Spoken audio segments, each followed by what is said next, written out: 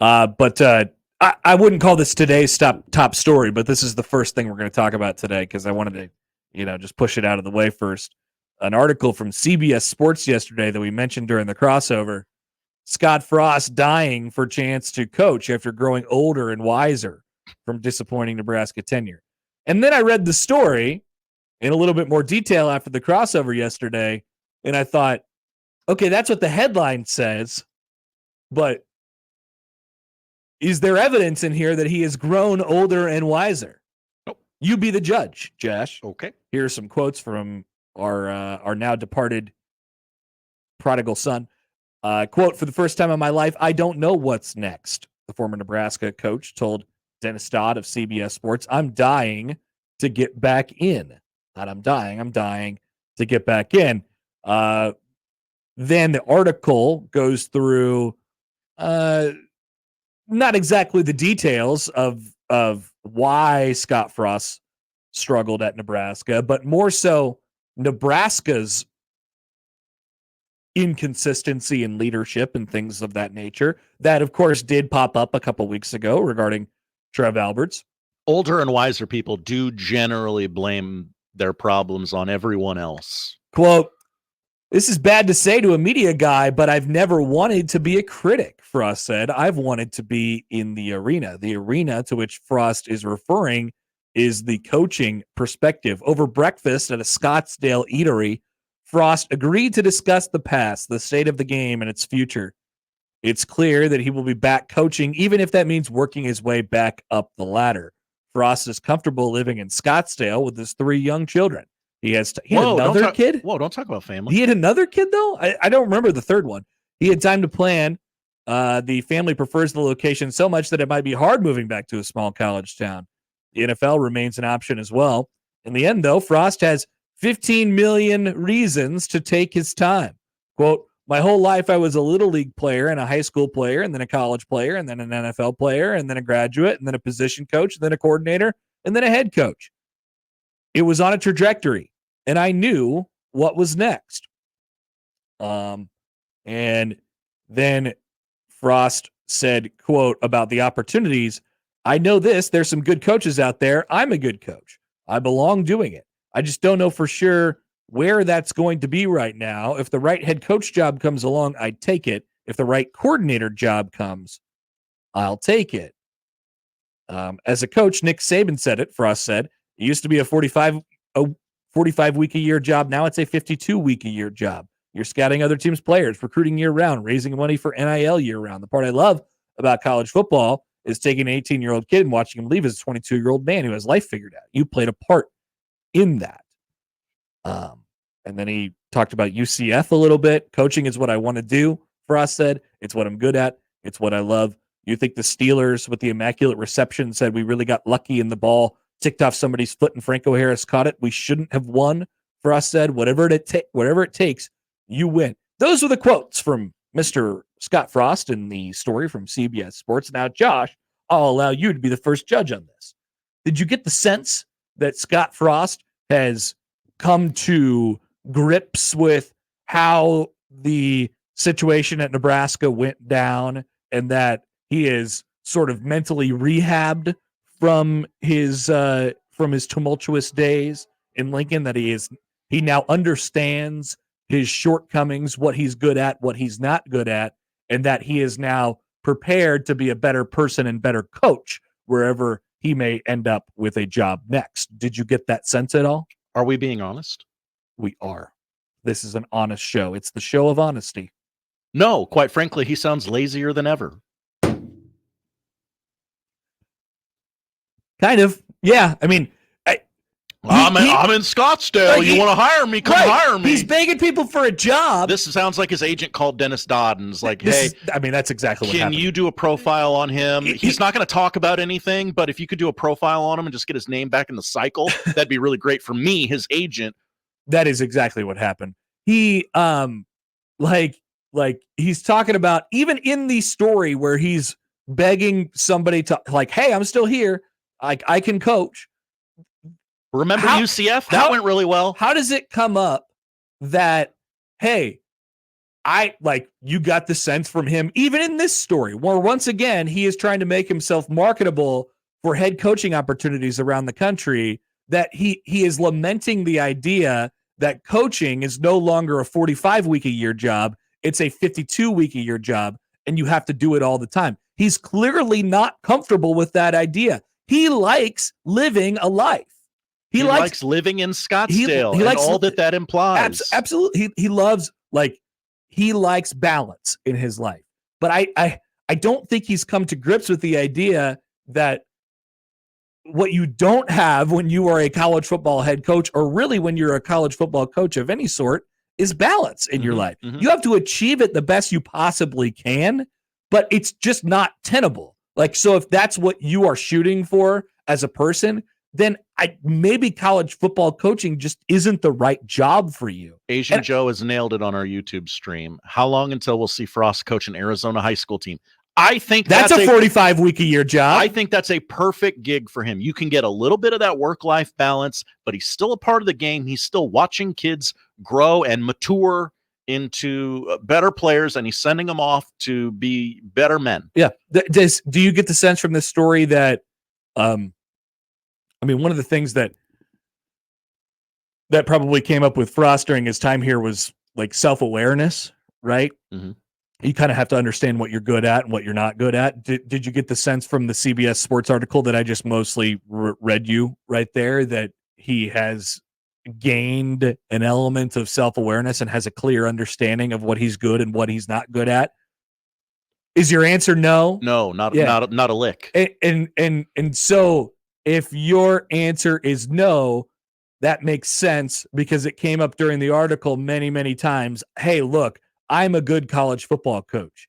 We were always we sat here and we wondered for years now, for a year plus, who's going to get the first story, and is he going to spill the beans on Nebraska football, and what happened, and does his time away from the sport and his desire to get back into the sport allow him to say up front, hey, this is where I fell short. Regardless of there's a couple sides of this. Number one,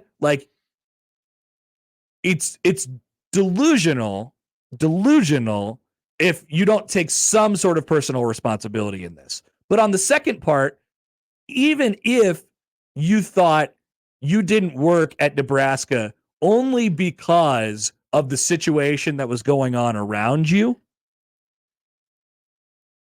I wouldn't want to tell people that. Right. I wouldn't want to tell people that. I think what you would want to project is, hey, look, I could have done a lot of things better. I made some mistakes, and I feel like this time away from it and my reflection back on it has made me understand that what it takes to actually do this successfully. And that's for the record, when he got fired and we thought, man, he's going to be, he's going to end up somewhere and he'll be a good coach somewhere. And I believe he's a really, really great offensive mind. But man, I would just really like to see a little bit, and maybe there's more to this, and maybe it's coming still. I don't know. Do you think it's like a 3-piece story? But maybe if I'm an employer, if I'm a university, if I'm a head coach looking to hire a coordinator or a staff member of some sort, I'm looking for the guy. What I had heard about him was that, I don't know, he doesn't always have the greatest self-awareness, and he kind of does what he wants to do, right? And he, there's that piece of him. So what I'd be looking for is for him to take a little bit of responsibility for what happened at Nebraska. And it's once again, we as Nebraskans can sit here and we can say there was some messed up stuff from a leadership perspective.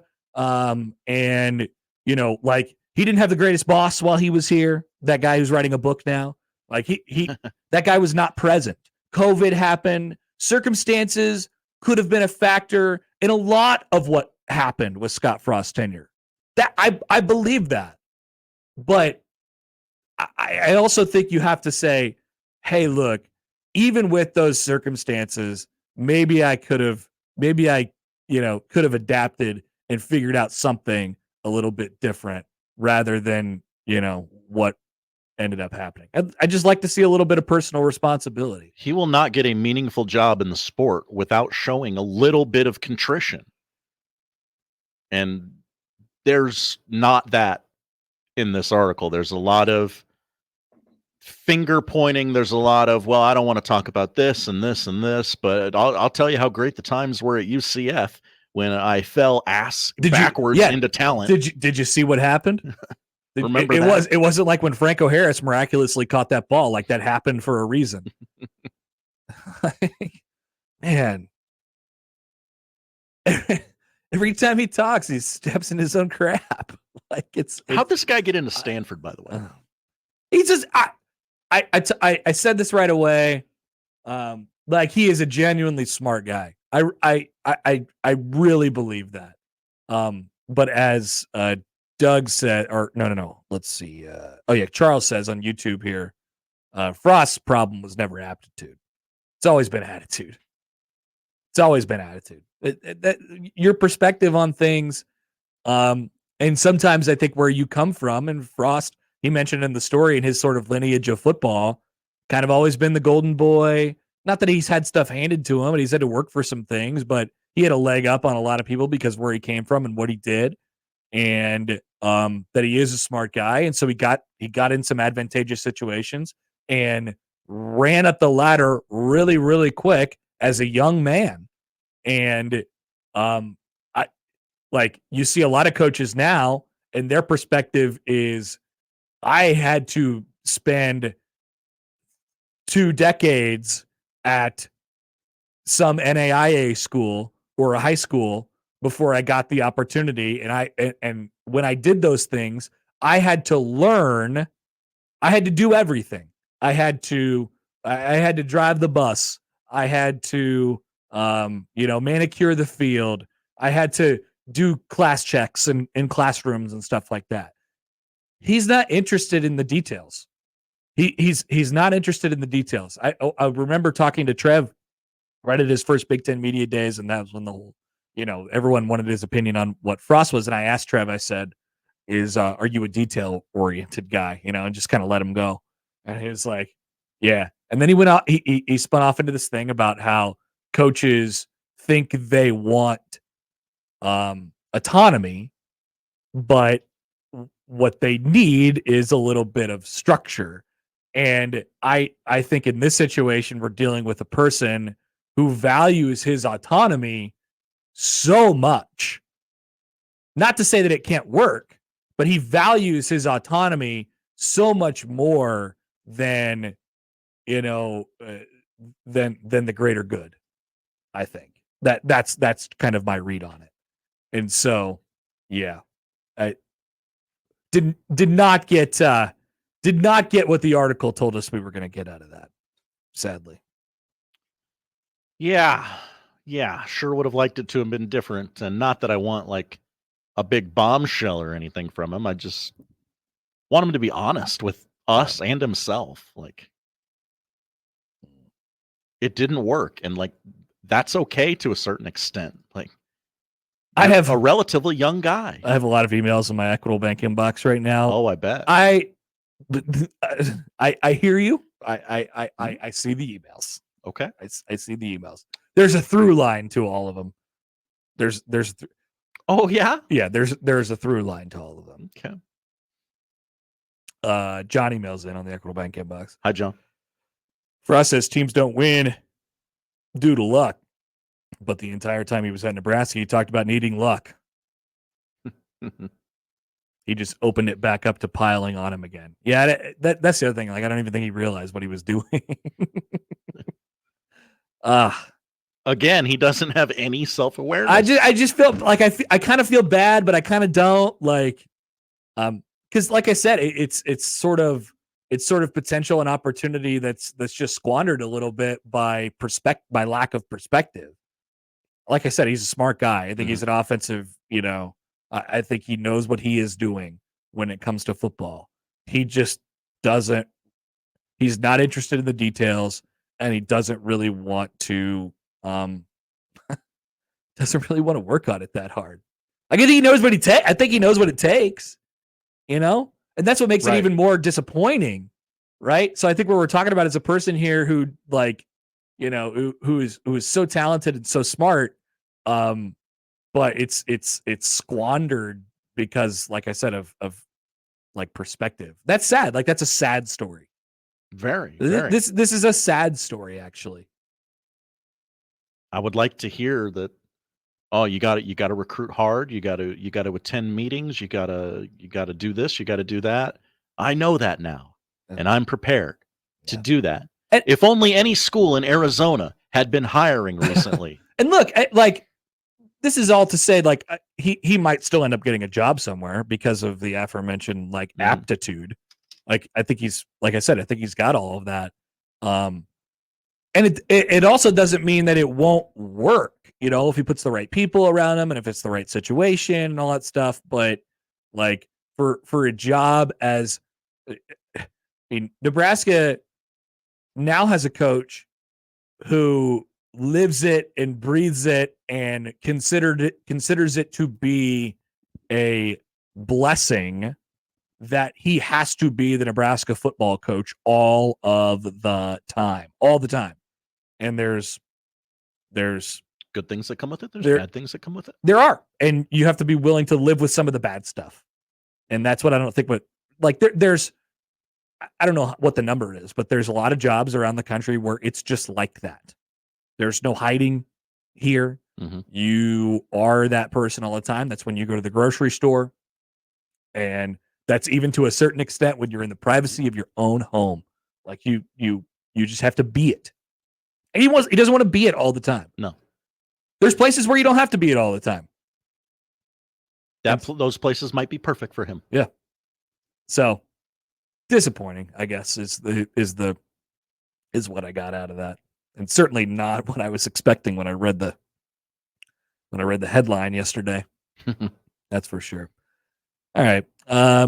Any more thoughts on that? We'll take them. We get some emails on the other side. We'll come back. More of the Connor Happer Show on 1620 The Zone. Live from the Host Coffee Studio, this is 1620 The Zone.